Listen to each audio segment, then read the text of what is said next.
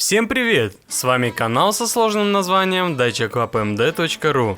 Вы часто спрашивали в комментариях, а где новый универсал Логана, и вот компания Dacia вас услышала. Универсал с увеличенным клиренсом Dacia Jogger, выделенный в отдельную модель, по сути заменяет универсал Logan прошлого поколения и семиместный компакт-вэн Dacia Logi. По пропорциям Jogger чуть ближе к кроссоверам, а по простору должен соперничать с минивэнами.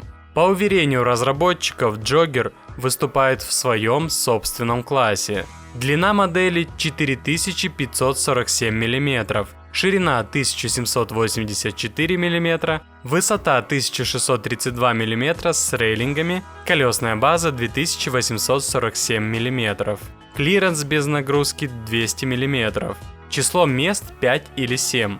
Фонари, как и фары, несут новую для марки Y-образную светодиодную подпись. Дневные ходовые огни и ближний свет светодиодные. В некоторых комплектациях универсал получил трансформируемые рейлинги, способные нести до 80 кг. К слову о классе, новичок длиннее универсала Logan на 54 мм, а по базе превосходит его на 262 мм. Практически Jogger замахнулся на C-сегмент. Новая Dacia построена на удлиненной версии модульной платформы Simi FB с оригинальной задней частью. Как представитель современных машин, Jogger оснащен 6 подушками безопасности и различными системами помощи водителю, вроде автоматического торможения на базе радара, активного на скоростях от 7 до 170 км в час. Заказы дилеры начнут принимать в ноябре. Компания подчеркивает практичность модели, указывая на такие особенности, как большой наружный диаметр шин, низкий порог и широкий проем пятой двери, оборудованной электроприводом. Интерьер копирует убранство Логана и Сандеро третьего поколения. В некоторых версиях у пассажиров второго ряда свои подстаканники и раскладные столики. Приветственная серия универсалов будет сделана в исполнении Extreme. От базовой машины ее отличают рейлинги, зеркала, легкосплавные диски, антенна в форме акульего плавника черного цвета, защитные пластины цвета Мегалиф Грей, защитные полосы на дверях и наклейки серии, хромированный декор в отделке дверей и красная прострочка в салоне. В базовое оснащение Extreme войдут резиновый коврик в багажнике, камера заднего вида, климат-контроль и ключ-карта. Кузов можно будет окрасить в 5 цветов. Среди опций – датчик дождя и мониторинг слепых зон зеркал.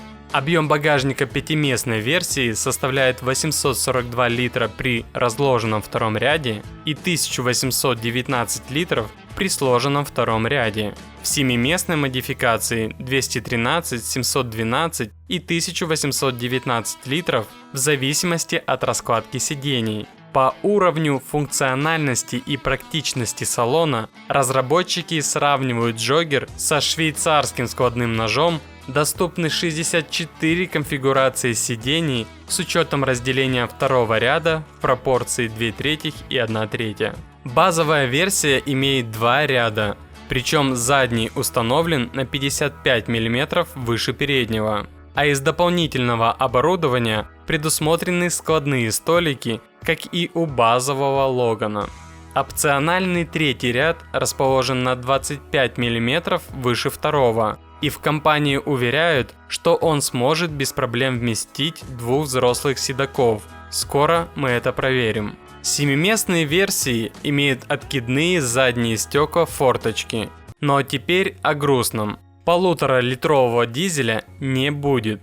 Самый мощный пока мотор в гамме модели – литровая бензиновая турботройка с непосредственным впрыском и отдачей в 110 лошадиных сил и 200 ньютон-метров крутящего момента. Работает он в связке с 6-ступенчатой механикой. Помимо обычной турботройки, для Jogger заготовлена битопливная установка Eco G100, тоже на основе литрового мотора. Она работает на бензине и сжиженном нефтяном газе. Отдача этой версии 100 лошадиных сил и 170 ньютон-метров крутящего момента. Бензобак на 50 литров и баллон для пропана на 40 литров сообща обеспечивают универсалу пробег в 1100 км. В 2023 году в ассортименте Джоггера появится гибридная система на базе атмосферного мотора 1.6 с парой электродвигателей, батареей на 1,2 кВт-часа без подзарядки от сети и мультимодальной трансмиссией, как у гибридных Renault Clio, Captur E-Tech и аналогичной по начинке Арканы. Судя по собратьям от Renault, суммарная мощность бензоэлектрической системы составляет 140-145 лошадиных сил. Разработчики обещают на 40% меньше расход топлива в городском цикле в сравнении с простым ДВС той же мощности. И это будет первый гибрид от Dacia.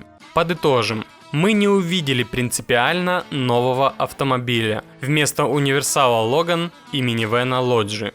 Да, Джоггер имя свежее, однако по факту Dacia ограничилась расширением семейства Логана, вернувшись к формату приподнятого вместительного универсала с задатками кроссовера и минивэна. Двигатели огорчили. Ну а на этом все. Не забудьте высказать в комментариях все, что вы думаете о новинке и про что нам сделать следующее видео. Подпишитесь на канал и поставьте лайк, если считаете, что Джоггеру не хватает старого доброго дизеля. Но если вы хотите поставить дизлайк, то объясните свой выбор в комментариях.